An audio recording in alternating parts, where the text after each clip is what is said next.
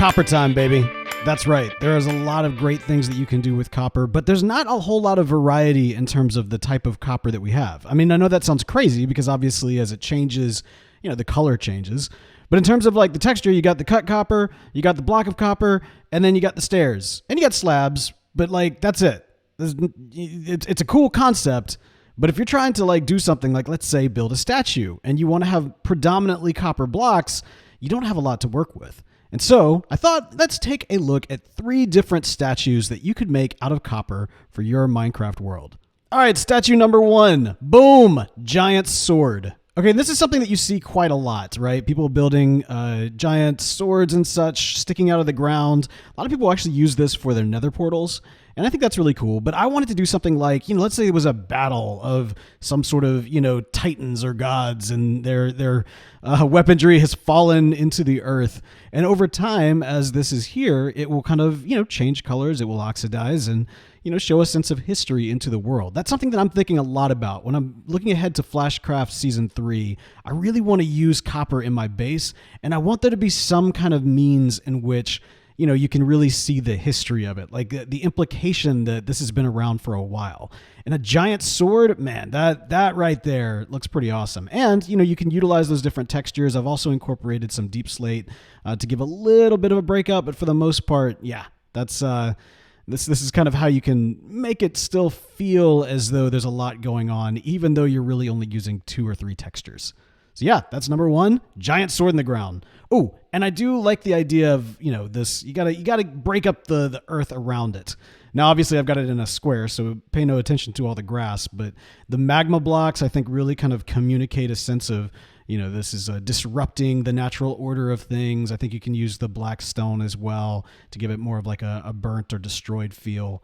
And yes, there you go. A giant sword made almost entirely out of copper. Number 2, boom, a robot. All right, this is not the best looking robot, but he's got a sword too. Look at that. How about that?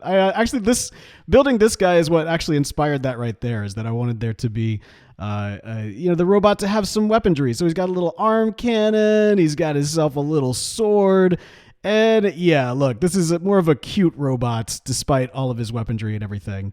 Also, I put on top the little lightning rods as kind of a means of catching lightning. Give him a little bit of something extra there. Maybe this is a statue. Maybe this is commemorating some robot that saved your world or destroyed it or rules it. Who knows? But theoretically, if that's the case, it will not look nearly as cute as this guy does. As you can see, I used the cut copper to, communicate the limbs, whereas the block of copper was really more for the body and the head. And once again, utilizing that deep slate to kind of break it up a little bit, give it a little something extra. But yeah, over time, this bad boy, maybe he's going to rust. Maybe this guy came to attack your town, but over time, as he begins to oxidize, he started to rust, and so therefore he's not going to be able to do quite the destroy all humans that perhaps he wanted to. So there you go. A robot composed almost entirely out of copper blocks. Okay, this one is basically the reason why I wanted to make this video. Your face, or more specifically, my face. Now we love, making things out of making our faces out of Minecraft. But as you can see, there's a lot of textures going on. You get a mouth, and in my case, I got a beard, I've got a scar, I got my, the eye patch, everything. And, without that many textures to work with, how are you going to be able to make your face out of copper? Well, what I did was I took advantage of the fact that if you move it around, you can kind of give a little depth to communicate different portions. What I came up with is this. Boom! How about that? It's the spitting image. Oh, and it's already started to oxidize. How about that? It looks like I've got a little like mold growing in my hair or something like that.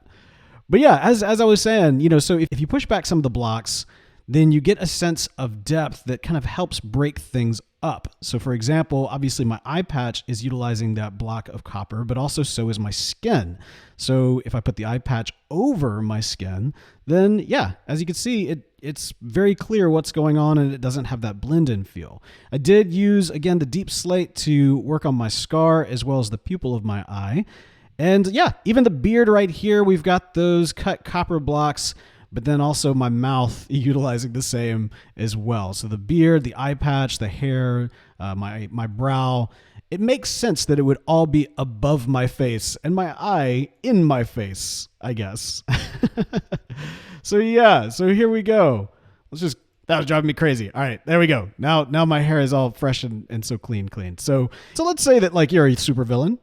You know, let's just say that. And you want to make a giant, monument to your greatness so that all of your minions and perhaps the entire planet that you rule can pay homage. Well, let's just say that this is something you wanted to do. Then I think this is how you do it. I think it has to be. I think this is the best way to do it. It's shiny, it's beautiful, and I think it's great because it can age with your world. And even though all of these things are nice, bright, and shiny right now, we know that over time they will in fact show their age.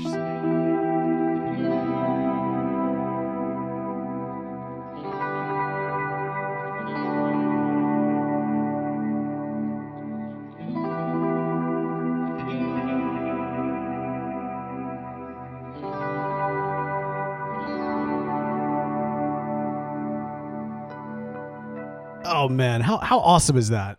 I could not speed up time and just take a look at what this would look like when it's all, it's spent some time in your world and that sort of thing. And I mean, like, look, this is just incredible. This is just incredible. I don't know why my face in particular took so long to change compared to everything else. I'm sure there might be some reason for that, but maybe the fact that these kind of have more spaces for air to run through them. I don't know I have no idea if that's how it works.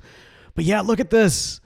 Now these really do have a sense of history. You can almost kind of want to put some vines on them or some overgrowth to kind of go along with this time that has gone by. And even like right here, I almost feel like now that I see this changed colors, I don't know that you would want the magma blocks. You might want something like soul sand right here, or I don't know, maybe even ice. I don't know, something that would kind of say that, yes, this did break up the world at one point, but now the world has changed and it's gotten used to it, and now it's kind of part of it.